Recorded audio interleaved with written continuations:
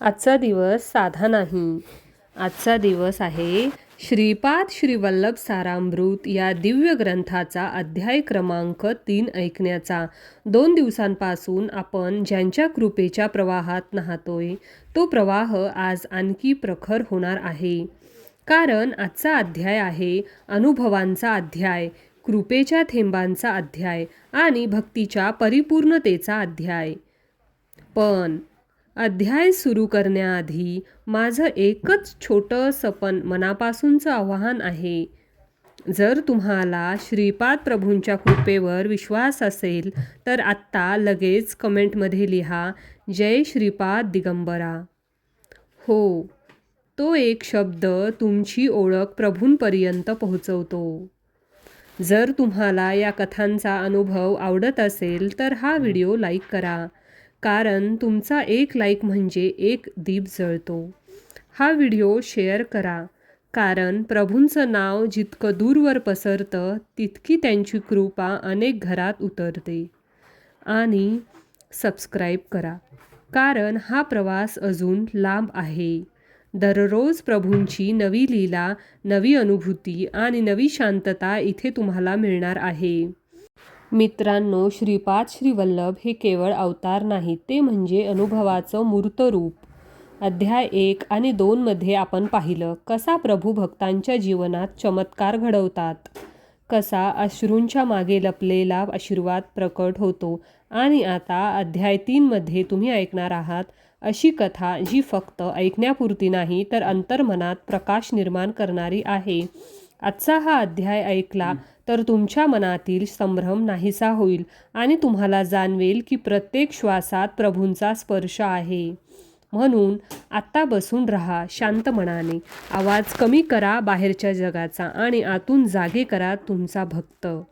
कारण आता सुरू होतोय आणि श्रीपाद श्रीवल्लभ सारामृत अध्याय क्रमांक 3, जिथे प्रत्येक शब्द म्हणजे मंत्र आणि प्रत्येक क्षण म्हणजे कृपा. दिगंबरा दिगंबरा श्रीपाद वल्लभ दिगंबरा. श्री गुरवे नमः. श्रीपादराजं शरणं प्रपद्ये. अध्याय 3. पळणीस्वामी दर्शन कुरवपूरचे. श्रीपाद श्रीवल्लभ स्वामींचा स्मरण महिमा. विचित्रपूर सोडून मी 3 दिवस प्रवास केला. मार्गात अन्न पाण्याची व्यवस्था ईश्वर कृपेने होत होती. 4थ्या दिवशी अग्रहारपूरला पोहोचलो. तेथील एका ब्राह्मणाच्या घरासमोर उभे राहून ओम भिक्षाम देही असे म्हणून भिक्षा मागितली. त्या घरातून एक अतिशय क्रोधायमान झालेली एक स्त्री बाहेर आली. ती म्हणाली, भात नाही लात नाही. मी थोडा वेळ तसाच दारासमोर उभा राहिलो. थोड्याच वेळात त्या घरातील गृहस्थ बाहेर आले आणि म्हणाले, माझ्या पत्नीने रागाने माझ्या डोक्यावर मातीचे मडके फोडले व आता त्याच्या किमती एवढे पैसे आणून द्या असे म्हणून घरातून बाहेर घालविले. मी आपणाबरोबर येतो, दोघे मिळून भिक्षा मागूया. मी म्हटले, समस्त जीवांना अन्न पाणी पुरवणारे सर्वव्यापी असलेले श्री दत्तप्रभूच आहेत. समोरच्या पिंपळाच्या झाडाखाली बसून आपण त्यांचे चिंतन करूया. आम्ही दोघे त्या विशाल पिंपळाच्या छायेत बसून श्री दत्तप्रभूंचे भजन करू लागलो. भूक लागल्याने आवाजसुद्धा अगदी बारीक येत होता. इतक्यात तेथे विचित्रपूरच्या राजाचे दूत आले. ते म्हणाले, आमच्या युवराजांना बोलता येऊ लागले आहे. राजेसाहेबांनी तुम्हाला घेऊन या अशी आज्ञा केली आहे. आपण आमच्याबरोबर घोड्यावर चलावे. मी म्हणाले, मी एकटा येणार नाही. माझ्याबरोबर माझ्या मित्रास येऊ देत असल्यास मी येईन. त्या राजदूताने माझी विनंती मान्य केली. आम्हा घोड्यावर बसून ते दूत राजवाड्याकडे निघाले. त्या गावचे लोक आश्चर्याने पाहत होते. राजवाड्यात पोहोचल्यावर राजाने आमचे स्वागत केले व म्हणाला, तुम्ही गेल्यानंतर आमचा युवराज एकाएकी बेशुद्ध पडला. आम्ही घाबरून गेलो. राजवैद्यांना बोलवले, परंतु ते येण्याच्या अगोदरच युवराज शुद्धीवर आला. त्याने डोळे उघडून दिगंबरा दिगंबरा श्रीपाद वल्लभ दिगंबरा अशा मंत्राचा उच्चार करण्यास सुरुवात केली. थोड्या वेळाने युवराजाने सांगितले की तो बेशुद्ध असताना एक 16-17 वर्षाचा अजानबाहू अत्यंत दैदिप्यमान कांतीचा एक यती आला. त्याने युवराजाच्या जिभेवर विभूती घातली आणि त्याच क्षणी त्याला वाचा प्राप्त झाली. राजाने विचारले, ते यती कोण होते? श्री दत्तप्रभूंशी त्यांचे काय नाते आहे हे सारे विस्तारपूर्वक सांगावे. मी सांगितले. युवराजाला दिसलेले 16-17 वर्षाचे दिव्य स्वरूप यती श्रीपाद श्रीवल्लभ होते. त्यांनीच युवराजास वाचा प्रदान केली. ते श्री दत्तप्रभूंचे कलियुगातील अवतार आहेत. त्यांच्या दर्शनासाठीच मी कुरवपूर क्षेत्री जात आहे. मार्गात अनेक पुण्यपुरुषांचे संत महात्म्यांचे दर्शन होत आहे. दरबारातील सर्व लोकांनी श्रीपाद श्रीवल्लभांचा एकमुखाने जय जयकार केला. राजाने मला व माझ्याबरोबर आलेल्या त्या गृहस्थास सुवर्णमुद्रा दान दिल्या. त्या घेऊन आम्ही निघालो. राजाच्या राजगुरूंनी म्हटले, आपणामुळे आमचा ज्ञानोदय झाला व दत्त महिमा कळला. आम्ही आतापर्यंत वैष्णव व शैव या भेदात पापच करीत होतो. आपणच आम्हास खरा मार्ग दाखविला. आमच्याबरोबर माधव नंबुदी नावाचा एक ब्राह्मणसुद्धा कुरवपुराशीर स्वामींच्या दर्शनास निघाला. आम्ही तिघे विचित्रपूर सोडून अग्रहारपूर या गावी आलो.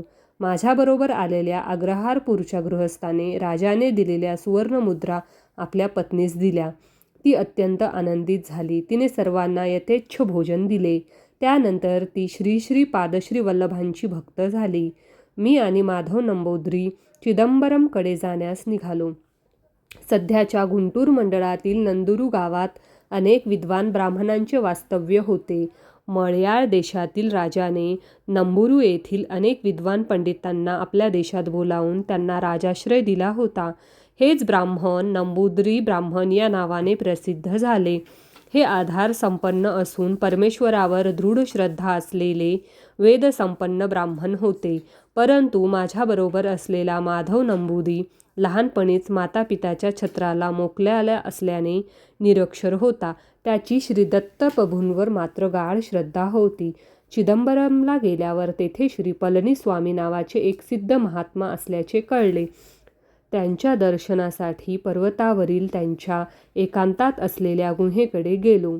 गुहेच्या द्वारावर जवळ जाताच पळणीस्वामींनी आम्हाला बोलवून, शंकरा, दोघे मिळून आलात, आमचेच अहो भाग्य असे म्हणाले. प्रथम भेटीतच नाव माहीत नसताना आम्हास नावाने हाक मारणारे हे सिद्ध महात्मे आहेत यात तीळ मात्र संशय नव्हता. स्वामी म्हणाले, बाळांनो, श्रीपाद श्रीवल्लभांच्या आज्ञेनुसार मी हा देह त्यागून दुसऱ्या तरुण अशा देहात प्रवेश करणार आहे. ती वेळ आता आली आहे. मी या शरीरात 300 वर्ष आहे. या देहाचा त्याग करून नूतन शरीरात पुन्हा 300 वर्ष राहते अशी श्रीपदांची आज्ञा झाली आहे. जीवनमुक्त झालेले जनन मरण रूपी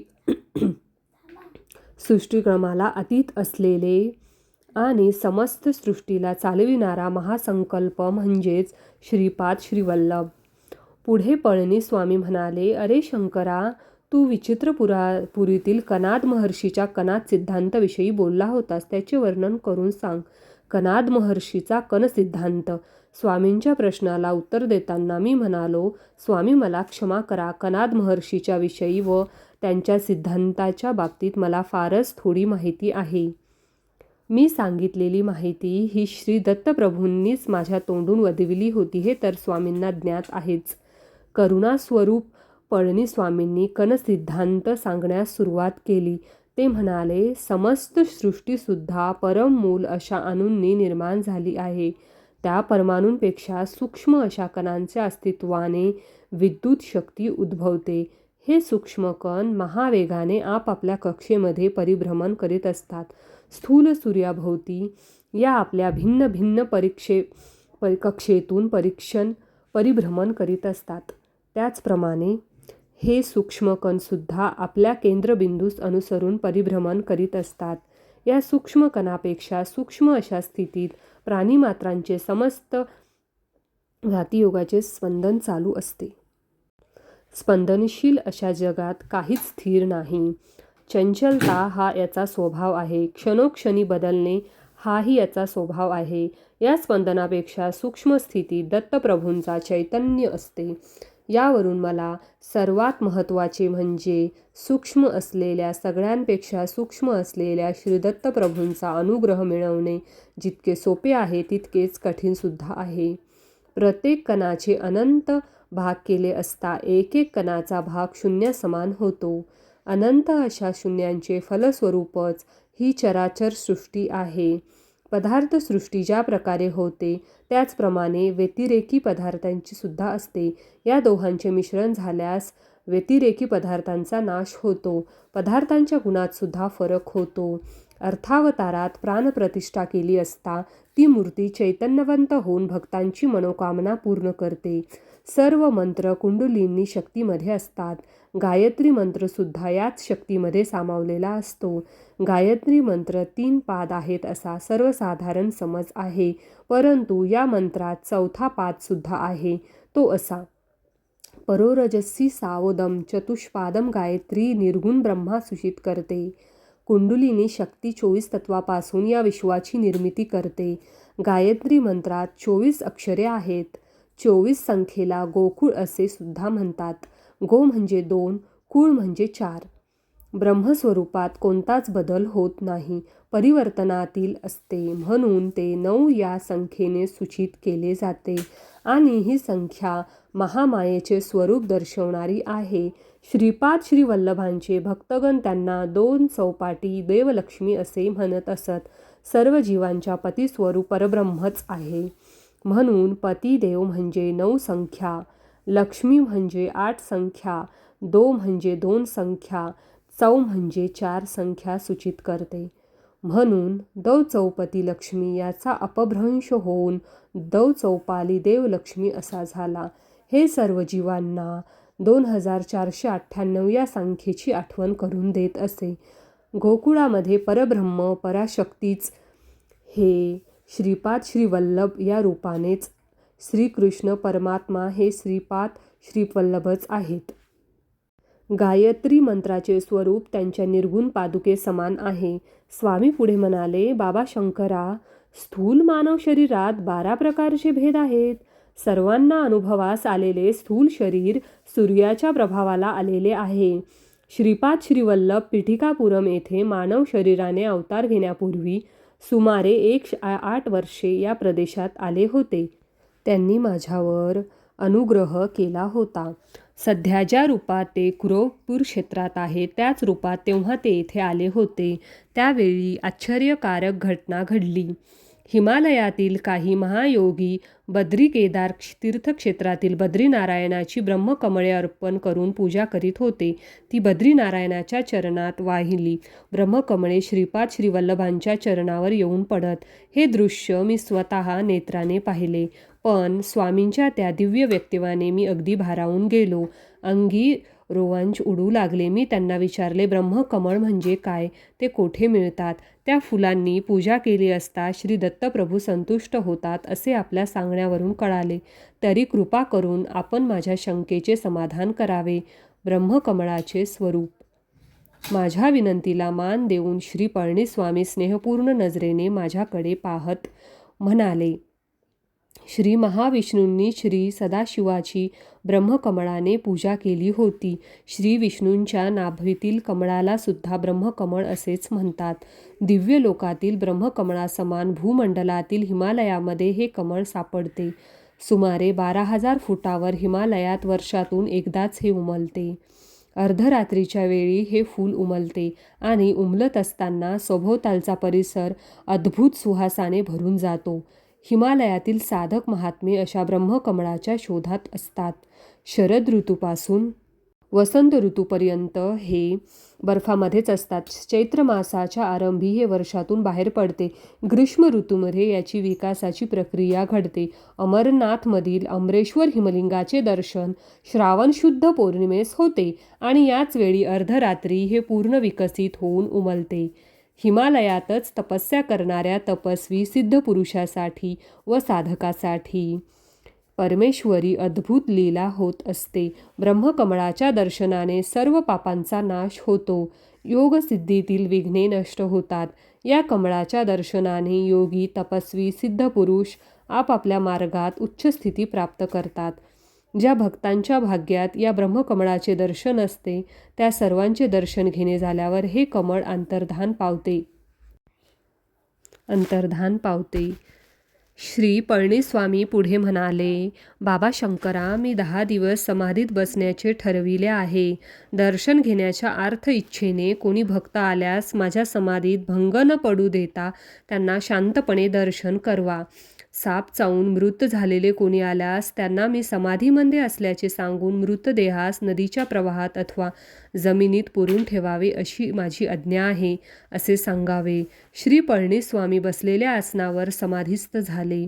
मी आणि माधव दोघे मिळून येणाऱ्या भक्तांना दुरून अत्यंत शांतपणे दर्शन घडवून आणीत होतो. दर्शनास आलेल्या काही भक्तांना तांदूळ, डाळ, पीठ असे साहित्य स्वामीला अर्पण करण्यासाठी आणले होते. ते पाहून माधवने स्वयंपाक करण्याचे ठरवले. सरपणासाठी उपयोगात आणण्यासाठी त्याला जवळच पडलेले एक वाळलेले मोठे नारळाचे झाडाचे पान दिसले. तो आणण्यासाठी तो त्या पानाजवळ गेला. त्याच्याबरोबर एक भक्त सुद्धा होता. माधवने ते पान उचलून खांद्यावर ठेवले. इतक्यात त्या पानाखाली बसून विश्रांती घेत असलेला एक सर्प रागाने त्याला कडकडून चावला. त्या सापाचे विष एवढे दाहक होते की माधव तात्काळ काळानिळा होऊन मृत झाला वर जमिनीवर पडला. दोघा तिघांनी मिळून त्याला गुहेजवळ आणले. ते दृश्य पाहून मी घाबरून गेलो. काय करावे ते सुचेना. तेव्हा स्वामींच्या आदेशानुसार त्याला जमिनीत पुरून ठेवण्याचे एक खड्डा खोदण्यास सुरुवात केली. इतर भक्तांनी मला मदत केली. त्या खड्ड्यात तो मृतदेह ठेवून मी आलो. तेवढ्यात तेथील गावातील काही लोक एका 17-18 वर्षाच्या सर्पदंशाने मृत झालेल्या मुलास घेऊन आले. प्रथम माधवची दुर्घटना, नंतर ही दुसरी घटना पाहून मला रडू आवरेनास असे झाले. मी कसेबसे त्यांना स्वामींची आज्ञा सांगितली. गावातील लोकांनी गुहेजवळच एक खड्डा खोदून त्या मुलास त्यात झोपविले. रोज स्वामींच्या दर्शनाला 3-4 हजार लोक येत असत. मी त्यांना दर्शन घडवून आणत असत. असे 10 दिवस गेले. 11व्या दिवशी ब्रह्ममुहूर्तावर श्री पळणीस्वामी आपल्या समाधीतून बाहेर आले आणि माधवा माधवा अशा हाका मारू लागले. मी रडत रडत झालेली घटना त्यांना सांगितली. स्वामींनी मला समजाविले. त्यांनी योगदृष्टीने माझ्याकडे पाहिले. तेव्हा माझ्या पाठीच्या कणात थोडे चलनवलन झाल्यासारखे वाटले. ते दुखू लागले. नंतर पुन्हा एकदा अगदी प्रसन्न चित्ताने माझ्याकडे पाहिले आणि माझी सारी वेदना नष्ट झाली. स्वामी मला म्हणाले, बाबा शंकरा, माधवाला श्रीपाद श्रीवल्लभांचे दर्शन स्थूल शरीराने होणार नव्हते. त्यामुळे त्याचे सूक्ष्म शरीर गेल्या 10 दिवसांपासून कुरवपुरात असलेल्या श्रीचरणाच्या सानिध्यात आहे. काहीही झाले तरी त्याची इच्छा पूर्ण झाली. श्रीपाद श्रीवल्लभांची लीला अगाध आहे. ती कोणी ओळखू शकत नाही. काळ, कर्म, कारण याचे रहस्य कोणी जाणू शकत नाही, हेच खरे. ते केवळ स्वामी आणू शकतात. माधवाला पुन्हा स्थूल शरीरात आणण्याचे हे काम प्रभूंनी मजवर सोपवले आहे, असे श्री पळणीस्वामी म्हणाले. श्री पळणीस्वामींच्या आदेशानुसार माधवाने मृतदेह बाहेर काढून आणला व दक्षिणेकडील घनदाट असलेल्या ताडाच्या झाडाजवळ जाऊन मोठ्याने म्हटले, माधवास दंश केलेल्या नागराजा, श्रीपाद श्रीवल्लभांच्या आज्ञेनुसार तू पळणीस्वामींच्या जवळ यावे. अशी साथ घातली. श्री पळणीस्वामींनी आपल्या वस्त्रातून 4 कवड्या काढल्या व त्या मृतदेहाच्या 4ही बाजूस ठेवल्या. थोड्याच वेळात त्या कवड्या उंच उडाल्या व आकाशात 4ही दिशांनी गेल्या. 5-10 मिनिटातच उत्तरेकडून एक साप आला. स्वामींच्या 4 कवड्या त्याच्या फण्यात रुतून बसल्या होत्या. त्यामुळे तो प्रस्त होऊन फुसफुस असा ध्वनी करत होता. स्वामींनी माधवाच्या शरीरातील विष काढून घेण्यास सांगितले. सर्पदंश ज्या ठिकाणी झाला होता तेथूनच त्याने सर्व विष काढून घेतले. श्री पळणीस्वामींनी श्रीपाद श्रीवल्लभांना मनोमनी नमस्कार केला व त्या सर्पावर मंत्रोदक शिंपडले. ती सर्प स्वामींच्या पदकमलांना स्पर्श करून व त्यांना 3 प्रदक्षिणा घालून निघून गेला. श्री दत्तभक्तांना अन्नदान केल्याचे फळ श्री पळणीस्वामी म्हणाले, अरे शंकरा, हा साप गेल्या जन्मी एक स्त्री होता. तिने आयुष्यात थोडे पाप थोडे पुण्य केले होते. तिने एका दत्तभक्ताला जीव घातले होते. हा पुण्याचा भाग होता. यथाकाली तिने देह सोडल्यावर यमदूत तिला यमराजाकडे घेऊन गेला. तिला यमराज म्हणाले, तू एकदा एका दत्तभक्तास जेवण दिलेस, त्याचे विशेष पुण्य तुला लाभले. तुला पाप प्रथम भोगायचे आहे की पुण्य, ती स्त्री म्हणाली, थोड्या आहे ते मी प्रथम घेते. त्याप्रमाणे तिला पापोयोनीत सर्पाच्या योनीत जन्म मिळाला. तिची वृत्ती सवीन हानी करण्याची असल्याने वाटेत जो कोणी आडवा येईल त्याला ती चावत असे. ती स्त्री मानव जन्मात रजोगुणी असल्याने तिच्या केवळ जवळ गेलेल्या माधवास तिने दंश केला होता. तिच्या पूर्वपुण्याईनेच माधवास तिने दंश केला होता. माधव मात्र पूर्वजन्मीच्या पापामुळे मरणासन अवस्थेत गेला होता. कालांतराने श्रीपाद श्रीवल्लभांच्या कृपेने त्या स्त्रीची सर्पयोनीतून मुक्तता झाली. योग्य व्यक्तीस कल्लेल्या अन्नदानाचे फळ. श्री दत्तप्रभू अल्पसंतोषी आहेत. थोड्या सेवेवर ते भक्तास प्रसन्न होऊन अमाप फळ. श्री दत्तांच्या नावाने कोणाही व्यक्तीस अन्नदान केल्यास व जर ती व्यक्ती योग्य असल्यास त्या अन्नदानाचे विशेष फळ लाभते.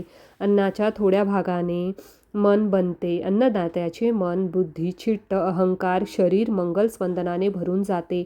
यामुळे त्याच्यात लोकांना आपणाकडे आकृष्ट करण्याची शक्ती उत्पन्न होते. पुढे पळणीस्वामी म्हणाले, इच्छित वस्तूची समृद्धी म्हणजेच लक्ष्मीचा कृपा कटाक्ष. ही सृष्टी सगळी सूक्ष्म स्पंदनाने, सूक्ष्म नियमाने चालत असते. श्रीपाद श्रीवल्लभांचा महिमा. श्रीपाद श्रीवल्लभाचे नामस्मरण लक्ष्मी, धन, ऐश्वर्य, समाधान प्रदान करणारे आहे. त्यांच्या अनुग्रहितांच्या आज्ञाचे काय वर्णन करावे. श्रीचरणांच्या अनुग्रहानेच 10 दिवस जमिनीत पुरलेल्या वाघवच्या शरीरास काहीही झाले नाही. त्याला प्राणदान करणाऱ्या श्रीपाद श्रीवल्लभांची करुणा, दया, भक्तप्रेम हे शब्दाने वर्णन करता येत नाही. माधवामध्ये चैतन्य येऊ लागले. त्याने तहान लागल्यामुळे पाणी मागितले. श्री पळणीस्वामींनी त्याला समजावून प्रथम तूप पिण्यास दिले. ते घेतल्यावर फळांचा रस दिला आणि थोड्या वेळाने पाणी दिले. नागलोकांचे वर्णन. माधव पुनर्जीवित झाल्याने आमच्या आनंदाला सीमा राहिली नाही. माधवाने आपला अनुभव सांगण्यास सुरुवात केली. मी सूक्ष्म शरीराने कुरपुरात पोहोचलो आणि श्रीपाद श्रीवल्लभांचे दर्शन घेतले. श्रीपाद श्रीवल्लभ आजानुबाहू आहेत. त्यांचे नेत्र विशाल आहेत. त्या नेत्रामध्ये जीवांच्या प्रती करुणादय प्रेम निरंतर प्रवाहित होत असते. मी स्थूल देहधारी नसल्यामुळे तेथील स्थूल देहधारी भक्तांना मी दिसत नव्हतो. श्रीवल्लभांनी कुरवपुरातील त्या द्वीपाच्या मध्यभागी जशी आज्ञा केली, मी श्रीवल्लभांचे नामस्मरण करत त्या द्वीपाच्या मध्यभागातून खोलामध्ये गेलो. भूमीमध्ये खोलात भूकेंद्राजवळ अनेक प्रसाद वरांड असल्यासारखे भासले. ते पाताळ लोकच आहेत अशी खात्री झाली. स्थूलतः पाहणाऱ्याला स्थूलरूप पदार्थच दिसतात. माझ्यासारख्या सूक्ष्मरूप आहे अशी खात्री झाली. स्थूलता पाहणाऱ्याला स्थूलरूप पदार्थच दिसतात. माझ्यासारख्या सूक्ष्मरूपधारी शरीराला सूक्ष्मरूप असलेले लोक दिसले. तेथे असणारे लोक नागजातीचे असून कामरूप धारण केलेले होते. त्यांना इच्छा असलेले रूप धारण करण्याची शक्ती होती. त्यांना साधारणतः नागरूपातच संचार करणे आवडे. तेथे मी अनेक महासर्पांना पाहिले. काही सर्पांना 1000 फणे होते. फण्यांवर मणी असून त्या मण्यातून दिव्य तेज प्रसारित होत होते. अन्य नाग योगमुद्रेत असल्यासारखे फणे उकलून मौन मुद्रेला होते. आश्चर्य असे की त्याला एक महासर्प होता. त्या सर्पाला 1000 फणे होती.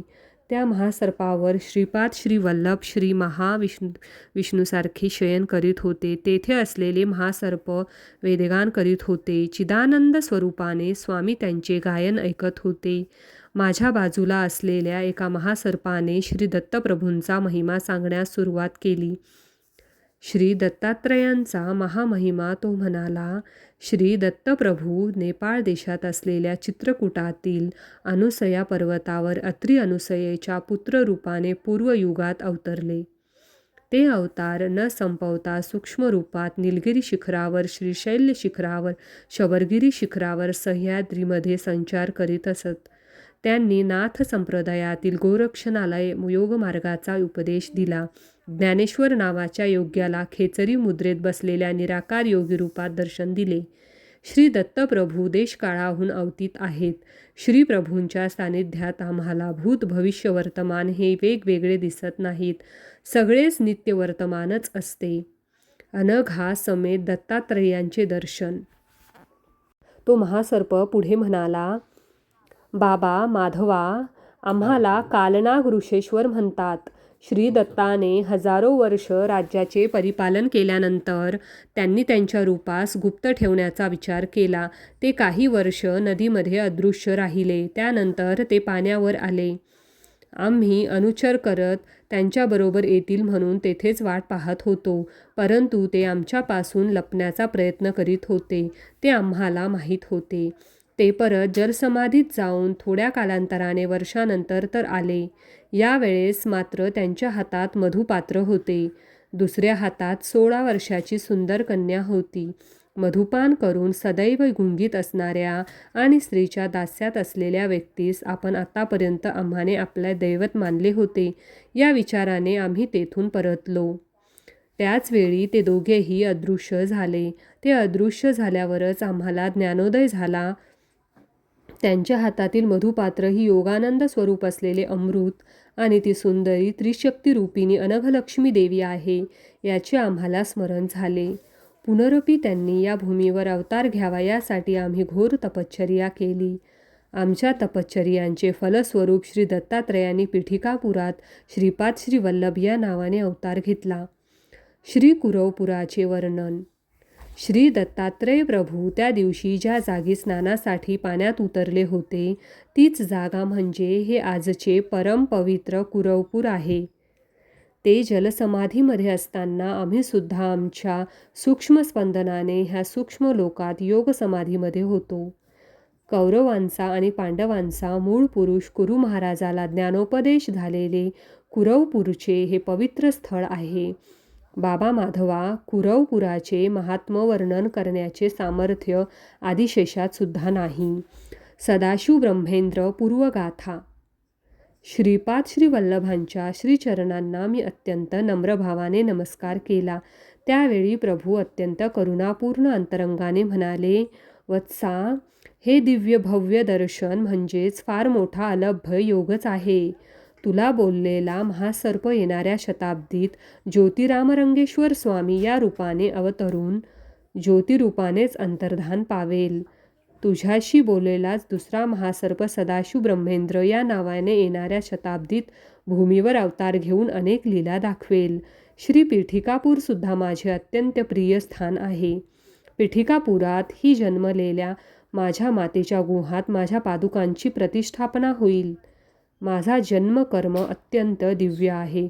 ते एक गोपनीय रहस्य आहे. तू श्री पीठिकापुरातील माझ्या पादुका प्रतिष्ठा स्थळापासून पाळताळात जाऊन तेथील तपोनिष्ठ असलेल्या कालनागाची भेट घेऊन ये.